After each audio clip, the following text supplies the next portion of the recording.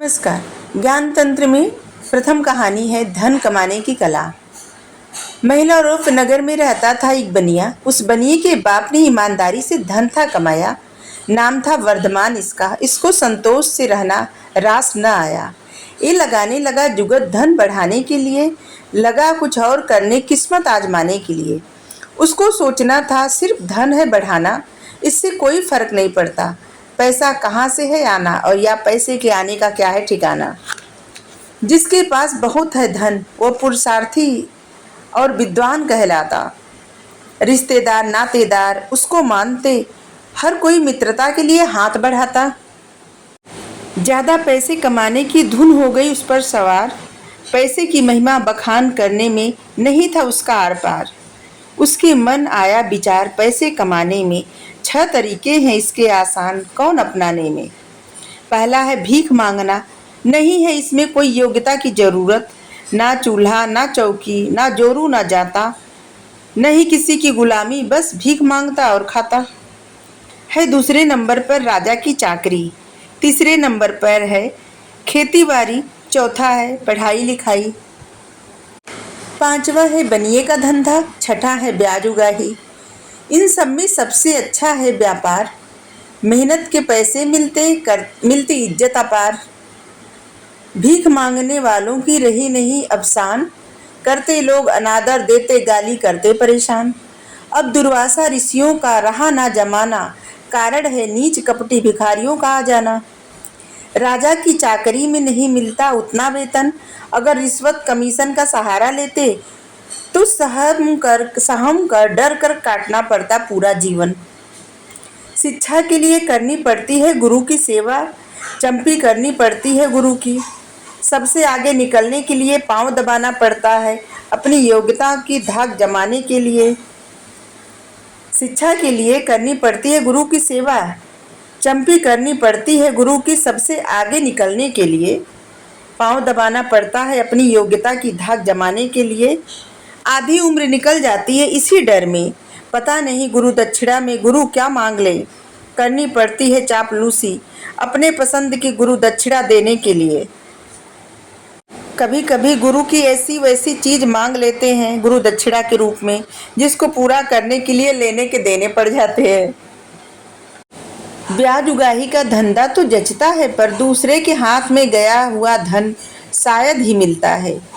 कहीं फंस न जाए इसमें गाढ़ी कमाई, घर की उड़द झंगरे में डालना है ब्याज उगाही। अब रह गया व्यापार, इससे अच्छा नहीं है कोई धंधा। मेहनत करो आंखें खुली रखो, बनो न इसमें अंधा।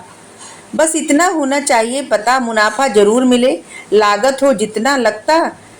किस मौसम में किस चीज़ की ज़्यादा होती खपत, अपना मुनाफा जरूर हो चाहे खानी पड़े झूठी शपथ। वर्धमान को सबसे अच्छा लगा करना व्यापार। व्यापार के लिए उसके मन में आने लगे अनेक नए नए विचार। व्यापार के भी तो होते हैं 7 प्रकार। प्रथम गंदगी या इतर फुलेल का काम, दूजा गिरवी पैसा, तीजा मोदी का काम, मोदी एक बिजनेस होता है। चौथा है परिचित ग्राहकों की आंख में धूल झोंकना। पांचवा है 1 का 2 बताकर 3 वसूल करना। छठा है हेरा फेरी और 7वां परदेश से माल मंगाना, अपने देश का माल परदेश में बेचना। बारीक बातें इसी पल्ले नहीं पड़ती, पर जोड़ना घटाना तो है आता। अब तो व्यापार से जुड़ गया वर्धमान का नाता। वर्धमान को जोड़ना है व्यापार से नाता। व्यापार उसको समझ में आया कि व्यापार ये करना है उसको। ये सब धोखा देने वाले हथकंडे 80 साल के विष्णु शर्मा सुना रहे थे, और उद्यमी राजकुमारों पर हो रहा था असर ऐसे जादू। वो चुपचाप सुने जा रहे थे। विष्णु शर्मा जी इसी कथा के माध्यम से राजकुमारों को चालाक बना रहे थे, और वो राजकुमार सच में सुन रहे थे एकदम चुपचाप। सोने चांदी के व्यापार से भी ज़्यादा है शानदार, तेल फुलेल खरीदने वाले मिलेंगे 1000। बंधक रखकर पैसा देने वाला हर रोज अपने इष्ट देव से यही है मनाता। अगर बंधकी मर जाए तो 1.25 रुपये के प्रसाद मंदिर में जा चढ़ाता।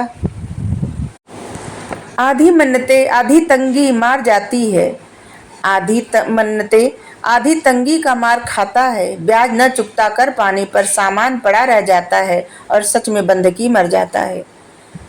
जो लोग पहले बंधक रखते थे कुछ सामान ले जाके, और जिसके पास रखते थे वो हमेशा बनाता था कि इसको कुछ हो जाए तो सामान मेरे पास ही रह जाएगा, और ऐसा होता भी था। उसकी मन्नतें कुछ सुनी जाती थी, और उस समय इतनी तंगी थी, उसका मार था, वो ब्याज नहीं चुकता कर पाता था, और जिसकी वजह से वो मर जाता था और सामान वहीं पड़ा रह जाता था।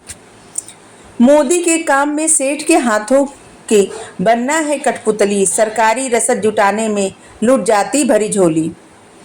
दुकानदारी का काम है ऐसा, हर दुकानदार है सोचता, घोड़ा करेगा घास से यारी तो खाएगा क्या। घोड़े की तरह चरता, गधे की तरह रेंगता, अपने सगे संबंधियों को भी घास की तरह समझता। कोई परिचित अगर दुकान की तरफ आता दिखता, पहले से ही सौदे का दाम 1.5 गुना लिखता। झूठा अपनापन दिखाता, अगर दाव लग गया तो झूम उठता। मतलब 1.5 गुना दाम बता के अगर वो सच में खरीद ले, 1.5 गुना पैसा दे दे, तो फिर वो झूम उठता था। ये सब व्यापार के गुण बता रहे हैं, किस प्रकार व्यापार किया जाता है और व्यापार कैसे कैसे, मतलब किस तरह से किया जाता है, कितनी चालाकी से। दुकानदार के स्वभाव में होता नाप तौल करने में हेरा फेरी, अधिक दाम बताकर ठगने में ना करता देरी। ये सब छोड़कर बस एक ही व्यापार उसे भाया, परदेश से माल मंगाना, देश का माल परदेश में जाकर बेचाना। वर्तमान ने माल असबाब जुटाया, शुभ दिन शुभ घड़ी, बड़े बूढ़ों का आशीर्वाद पाया। रथ पर सवार होकर हुआ मथुरा रवाना, मथुरा को चला। नंदक और संजीवक बैल की बैलगाड़ी पर माल था लदा। दोनों घर पर पले बैल थे, दोनों से था लगाव। हट्टे कट्टे बैल थे दोनों, दोनों अद्भुत, दोनों के थे अद्भुत भाव। फंस गई बैलगाड़ी कीचड़ में, जत्था यमुना के कछार में था पहुंचा। धसा हुआ पहिया निकालने में बैलों ने अपनी जान लगाई, टूट गई गाड़ी की जुआट। संजीवक ने अपनी टांग गवाई, पैर। लाख की कोशिश उठने की, संजीवक उठ नहीं पाया। ये दोनों बैल थे, संजीवक और नंदक। लाख की कोशिश उठने की, संजीवक उठ नहीं पाया। जहां गिरा था बस वहीं पर गिरा पड़ा रह गया। वर्धमान ने किया संजीवक के उठने का 3 दिन तक इंतजार। उसकी समझ में नहीं आ रहा था संजीवक उठेगा किस प्रकार। घर पर पला बैल था उसका लाडला, उसको छोड़कर कैसे जाए। जत्था आगे निकलने को भी था डर, उसको डर था। पहले क्या था ना कि जत्थे में लोग जाते थे, मतलब बहुत सारे लोग व्यापारी एक साथ जाते थे, पैदल जा रहा होता था तो डाकुओं का डर रहता था, जंगली जानवरों का डर रहता था, क्योंकि लोग ज़्यादातर जंगल के रास्ते से जाते थे और उस वक्त जंगल बहुत था। बाद में सब कट के जो रेल की पटरी और सड़क वगैरह बन गई, उस समय नहीं था सब, तो सब ऐसे ही जाते थे। और उसमें डर भी था, अकेले कोई जा नहीं सकता था और साथ में व्यापारियों के साथ में जाना जरूरी था। और इसलिए इसको ये भी डर था कि अगर ये बैल का इंतजार करने लगे तो जत्था आगे चला गया तब क्या होगा। लेकिन और वहाँ पे व्यापारी भी नाराज हो रहे थे कि उनके चक्कर में सभी व्यापारियों की जान चली जाएगी।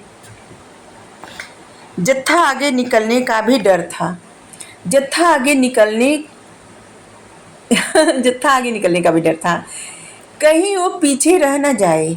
एक तो है एक कछार, आगे है घना जंगल, कहीं ऐसा न हो जत्था जाए आगे निकल। एक तो जंगली जानवरों से खतरा, ऊपर से जान सुखा रहा था वहां डाकुओं का दल। साथ चलने वाले व्यापारी लगे वर्धमान को कोसने। बैल के चक्कर में जान गंवाने पर क्यों हो तुले, तुम अपने साथ हम सब को भी फंसाओगे। रुक कर यहाँ खुद मरोगे, हम सब को भी मरवाओगे। एक व्यापारी वर्धमान को उपदेश सुनाया, हंसते हंसते छोटा मोटा नुकसान उठाते। छोटा नुकसान जो सहते, बड़े नुकसान से वो बच जाते। वर्धमान कैसे समझाए सबको, नुकसान नहीं उसे तो बैल से मोह है पुराना, लेकिन समझा नहीं पाएगा व्यापारियों को हानि लाभ की भावना। किसी से मोह का मोल ना कोई लगा सकता है, ना मोह की कीमत कोई चुका सकता है। पर एक बैल के मोह में इतने लोगों की जान चली जाएगी, बैल के लिए भावुकता बड़ी महंगी पड़ जाएगी। वर्धमान को अब सबकी बात समझ आ गई। दो रक्षकों को छोड़ संजीवक की रक्षा के लिए वो सबके साथ जत्था लेके चल पड़ा। इधर दोनों रक्षकों का रात में हुआ बुरा हाल। डर की वजह से दोनों रक्षक घबराने लगे, क्या करें। वो लोग सोचे अब तो मरे। इधर दोनों रक्षकों का रात में हुआ बुरा हाल। जंगल के पास ठहरने का होने लगा मलाल। डरते कांपते जैसे तैसे दोनों ने रात बिताई। मथुरा की सुबह राह पकड़ी। संजीवक के मृत्यु की झूठी कथा जाके वर्धमान को सुनाई। वह आपका प्रिय बैल था, इसलिए उसके दाह संस्कार की हम सबने विधि करवाई। वर्धमान रक्षकों की स्वामी भक्ति से गदगद हो गया। अपने बैल के आत्मा की शांति के लिए पिंडदान कर एक सांड छोड़ दिया। अभी इसका और भाग बाकी है। आज के लिए इतना ही। Thank you.